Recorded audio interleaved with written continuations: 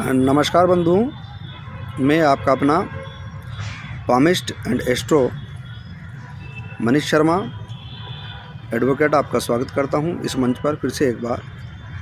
यह जो हिंदू दर्शन मंच है, यह हमने जनसाधारण के लिए जो धर्म और आध्यात्म की मीमांसाओं को सरल रूप से प्रकट करने के लिए बनाया हुआ है और इसी पर हम कुछ न कुछ नया धर्म और आध्यात्म के रूप में लेकर आते रहते हैं आप सभी के लिए जन कल्याण। तो यह तो धर्म ततो जय है, जहाँ धर्म है वहीं जय है। आज हम जिस विषय पर बात कर रहे हैं वह है आसन कि जो व्यक्ति होता है, जब हम साधना करते हैं, पूजा पाठ करते हैं तो हम आसन का प्रयोग करते हैं।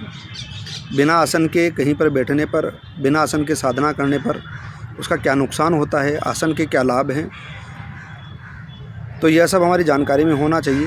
कैसा आसन होना चाहिए, यह सब हमारी जानकारी के लिए अति आवश्यक चीज़ें हैं। आजकल कई लोग अपनी पूजा जब तप करते समय आसन का विशेष ध्यान नहीं रखते।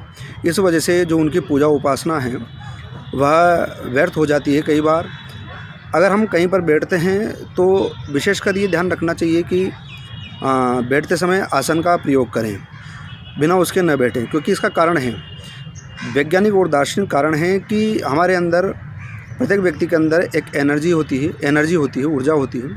वह ऊर्जा ईश्वर का साक्षात स्वरूप है। तो जब हम कहीं पर बैठते हैं तो जिस स्थान पर हम बैठे हुए हैं वो स्थान किस प्रकार का है, उससे क्या नुकसान होता है कि यदि हम बिना आसन के बैठते हैं तो। और फिर जब हम साधना करते हैं तो अगर आसन ढंग का नहीं है, गलत है, एक आसन नहीं है, तो उससे जो हमारी ऊर्जा डेवलप हो रही है, अर्थात आत्म तत्व जो साधना करने से विकसित हो रहा है, उसमें नेगेटिव इफेक्ट पड़ता है और हमारी जो साधना है वह निष्फल होने लग जाती है। तो चलिए मित्रों, वीडियो को अंत तक देखिए और आपसे इतना सा निवेदन है कि कम से कम आप सब्सक्राइब कर सकते हैं, फॉलो कर सकते हैं, शेयर कर सकते हैं। मैं देखता हूँ कि साधारण रूप से लोग जो फिजूल की वीडियो आते हैं जिनमें कोई मज़ा नहीं आता, तो उनको तो लाखों सब्सक्राइबर मिल जाते हैं, लेकिन हम यहाँ पर आपके लिए बड़ी मेहनत करके धर्म और आध्यात्म की मीमांसा करते हैं, उसकी सरलतम व्याख्याएं प्रकट करते हैं, वहाँ पर हमें सब्सक्राइबर नहीं मिलते। तो ये बड़ा खेद का विषय है कि इस समय वर्तमान जो जनसमुदाय है वो धर्म और आध्यात्म से बिल्कुल इंटरेस्ट नहीं लेता है, इसमें रुचि नहीं लेता है। तो इसके दुष्परिणाम हमें समाज में देखने को मिलते हैं। चलिए खैर, जय श्री राम तो आप लिख ही सकते हैं और वीडियो को अंत तक देखें और शेयर अवश्य करें। देखो, हम जब भी कोई पूजा अर्चना करते हैं, तब माला जप करते हैं, साधना करते हैं, तो आसन का प्रयोग करते हैं।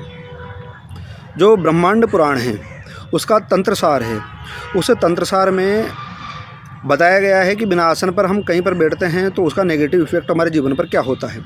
देखिए, जैसे अगर हम सीधे ही किसी भूमि पर बैठ जाते हैं या किसी पत्थर पर बैठ जाते हैं तो उससे जो हमारी एनर्जी होती है वो डायरेक्ट निकलती है और नीचे की तरफ प्रवाहित हो जाती है और नेगेटिव एनर्जी हमारे अंदर प्रवेश करती है। तो उससे हमारे शरीर के अंदर और मन मस्तिष्क के अंदर रोगों की बढ़ोतरी होती है। यदि हम पत्तों पर बैठ जाएँ, जो पत्ते होते हैं, पेड़ पौधे जो आप पीछे देख रहे हैं, इन पर यदि हम बैठ जाएँ तो बिना आसन के तो चित्त में भ्रम होता है, अर्थात मानसिक विकार उत्पन्न होते हैं। इसी प्रकार से बिना आसन के लकड़ी पर बैठ जाएं तो हमारा दुर्भाग्य प्रबल हो जाता है, अर्थात सौभाग्य समाप्त होने लग जाता है और दुर्भाग्य प्रबल हो जाता है। अगर हम घास फूस पर सीधे ही बैठ जाते हैं तो व्यक्ति के अंदर फिर नेगेटिव एनर्जी बनती है और उसको अपयश का सामना करना पड़ता है। ये इसके परिणाम आते हैं जीवन में, लेकिन हम इन छोटी छोटी बातों को देखते नहीं हैं। अगर बांस पर कोई व्यक्ति बैठता है तो उसके जीवन में दरिद्रता आती है, अर्थात गरीबी आती है। अगर कोई व्यक्ति कपड़े के आसन पर बैठ जाता है और साधना करता है तो उसकी साधना में हानि होती है, विघ्न होता है। तो इस प्रकार से उसकी साधना मतलब कि असफल हो जाती है, निष्फल हो जाती है और उसे नेगेटिव परिणाम देखने को मिलते हैं। तो साधना करते समय किस प्रकार के आसन पर बैठना चाहिए, यह विशेष तौर से हमें समझना चाहिए। तो सबसे पहले क्या करना चाहिए, साधारण रूप से मैंने बताया कि आपको जहाँ कहीं पर भी बैठना है तो आसन का प्रयोग करना है, बिना आसन के नहीं बैठना है। अगर आप बिना आसन के किसी स्थान पर बैठते हो तो उपरोक्त जो मैंने पहले बताए हैं वे परिणाम नेगेटिव रूप से आपके जीवन में आते हैं। अब जब हम साधना करने लगते हैं तो उस समय हमें गोबर से लीपकर उस स्थान को शुद्ध करना चाहिए। यदि कच्चा मकान है तो, और पक्के में भी गोबर से लीपा जा सकता है। और यदि गोबर से लीप नहीं सकते तो अगर पक्का मकान है तो पक्के मकान पर आप पहले शुद्ध जल से पोंछा लगाएं और उस शुद्ध जल में पोंछा लगाते समय नमक का प्रयोग करें। इससे नेगेटिव एनर्जी उस स्थान की दूर हट जाती है और आपकी जो साधना है और जो आसन सिद्धि है उसके परिणाम अच्छे आने लगते हैं। अब आसन किस प्रकार का होना चाहिए यह भी देखना अनिवार्य है। तो आसन हमेशा चौकोर होना चाहिए, लंबा आसन नहीं होना चाहिए। लंबा आसन पूर्ण फल की प्राप्ति नहीं कराता है। और अगर कुश का आसन हो तो वो सर्वोत्तम होता है, उस पर बैठकर साधना करने से साधना सफल होती है। लेकिन महिलाओं को कुश का आसन का प्रयोग नहीं करना चाहिए, मर्ग चर्म के आसन का प्रयोग भी नहीं करना चाहिए। अगर आपके पास में कुश का आसन नहीं है और मर्ग चर्म का आसन नहीं है तो फिर लाल कंबल का या लाल ऊन से बने हुए आसन का आप प्रयोग कर सकते हैं, उसके ऊपर बैठकर आप साधना कर सकते हैं। अब इसमें ये देखने वाली बात है कि जो लाल कंबल और लाल ऊन है उस पर बैठकर साधना करने से विष्णु, शिव, माँ भगवती, लक्ष्मी और हनुमान जी महाराज प्रसन्न होते हैं। तो यह भी देखने के लिए इम्पोर्टेंट है कि लाल प्रकार का आसन होना चाहिए और ऊन का आसन होना चाहिए, यह शुभ रहता है साधना के लिए। और इसके साथ साथ एक और बात मैं बताऊँ आपको कि जब कोई व्यक्ति साधना करता है तो उसको अपना आसन किसी को नहीं देना चाहिए, अपनी कंठी, अपनी माला किसी को नहीं देना चाहिए। उसे स्वयं को ही मंत्र जप करने चाहिए, साधना करनी चाहिए। इसके अलावा जब आप आसन पर बैठें, जो आपका व्यक्तिगत आसन है जिस पर आप प्रयोग करते हैं साधना करते समय, तो उसके नीचे जल की छींटे दें और उसके नीचे पुष्प रखें और उसके बाद में आप अपनी साधना प्रारंभ करें आसन को नमस्कार करके। तो इस प्रकार से अगर सही आसन हम जीवन में प्रयोग करते हैं साधना के समय में तो हमारी आसन सिद्धि होती है। हमें जो हमारी साधना है जिसकी सिद्धि के लिए हम कर रहे हैं वह सफल होने के चांसेस बढ़ जाते हैं। लेकिन बिना आसन के या अव्यवस्थित आसन पर जब करते हैं तो उसका पूरा परिणाम नहीं मिल पाता है। और दूसरी बात, कहीं पर भी बैठेंगे तो आसन का प्रयोग करेंगे।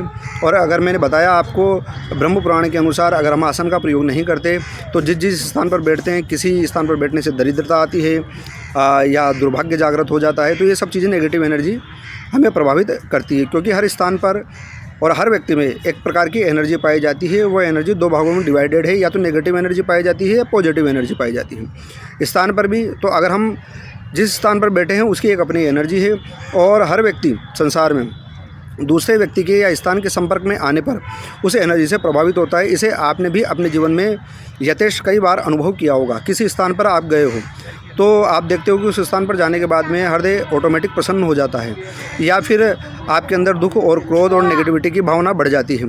तो यह उस विशेष स्थान का प्रभाव है। इसी प्रकार से व्यक्तियों के अंदर भी नेगेटिव और पॉजिटिव एनर्जी बढ़ जाती है।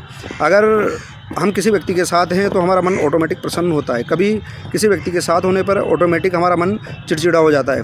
तो इससे ये सिद्ध होता है कि उस व्यक्ति की एनर्जी ने आपको प्रभावित किया कि आप उस व्यक्ति की एनर्जी से, नेगेटिविटी से या पॉजिटिविटी से प्रभावित हो रहे हैं। आप देखते होंगे कि जब हम मंदिर जाते हैं तो हमें सुकून और शांति का अनुभव होता है। कारण क्या? मंदिर में पॉजिटिव एनर्जी होती है। उस पॉजिटिव एनर्जी से हमारी जब एनर्जी मिलती है तो हमें शांति, प्रेम, मन की शांति, ये सब चीज़ें हमें मिलती हैं। तो यह महत्वपूर्ण विषय है। सारा संसार में जो खेल चल रहा है वह एनर्जी का चल रहा है और एनर्जी रूपांतरित होती रहती है, कभी पॉजिटिविटी में, कभी नेगेटिविटी में।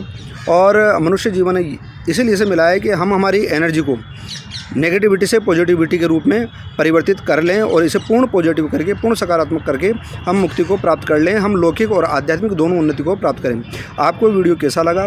आप जय श्री राम लिखकर अपने विचार अवश्य कहिए। और यदि कोई इसी प्रकार का वीडियो बनाना है तो आप हमसे मैसेज में भी या कमेंट में भी कह सकते हैं कि आपकी कोई जिज्ञासा हो तो हम उस पर विचार करेंगे। आप सभी का वीडियो देखने के लिए अभिनंदन। जय जय श्री सीताराम।